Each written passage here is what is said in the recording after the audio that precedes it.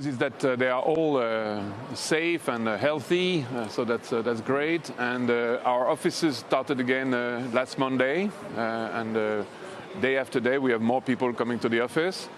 And what we know today is that our online sales are very good, pretty strong, and that department stores are opening again more and more.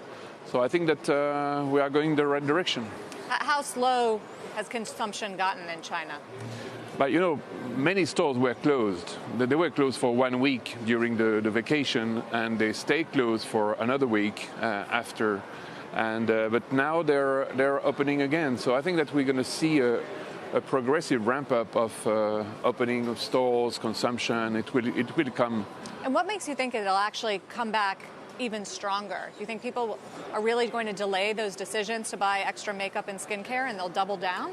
That's what we have seen in the past. I remember in 2003 there was the SARS epidemic, and then the MERS epidemic in 2013 or 15. And what we saw is that there was a drop, obviously, for a while, temporary drop, and after that, when consumers were back in stores, both in Asia or in travel retail, consumption was even stronger, like a bounce back of consumption. What about supply? How much of your production of these products actually happens in China? In fact, the way we are organized is that most of the production that we do in China is for China. So it doesn't really impact the rest of the world. It's not like some other companies where supply chain goes through China for everything. And but already one of our factories is open and running very well, and the other one will probably open in the next 10 days or 2 weeks. So you sound pretty optimistic, though you're coming off of a period where Asia Pacific, I think, saw 25% same-store sales. Can you really keep up that double-digit growth in this environment? Yeah, as we said, there is an impact, clearly. And first and foremost, let's not forget that it's first a human tragedy. People are suffering and dying, so the human factor is the most important first.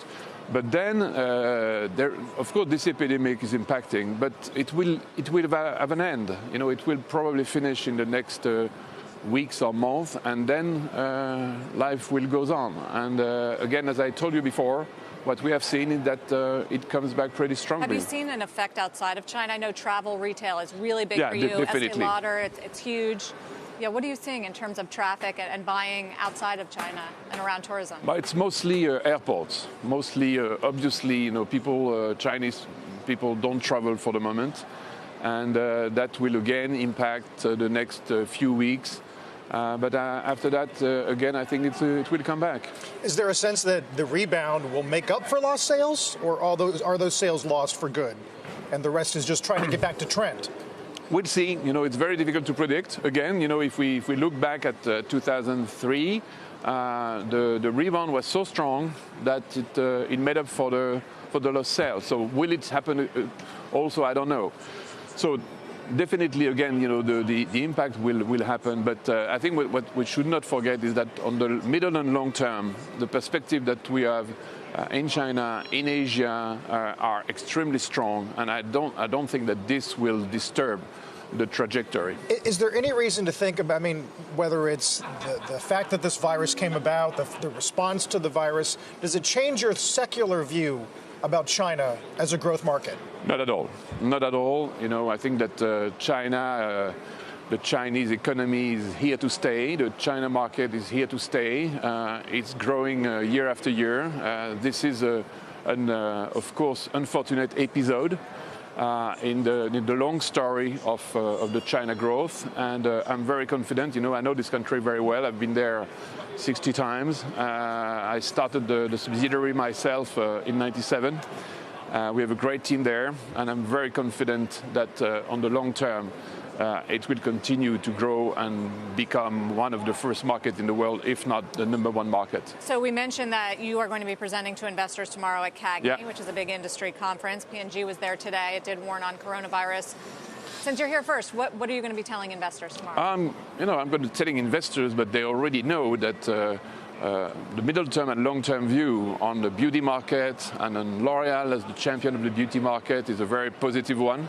We are very confident. We're gaining market shares. We are strengthening our leadership position everywhere. So, no problem. What about North America? That has been a problem. I mean, you haven't seen growth there at a time where China's slowing down. Should investors worry that it's hard to make up here? Yeah. On the long term, it was not a problem because we started from scratch here 50 years ago. We are number one today in America. We are twice the size of our number one competitor.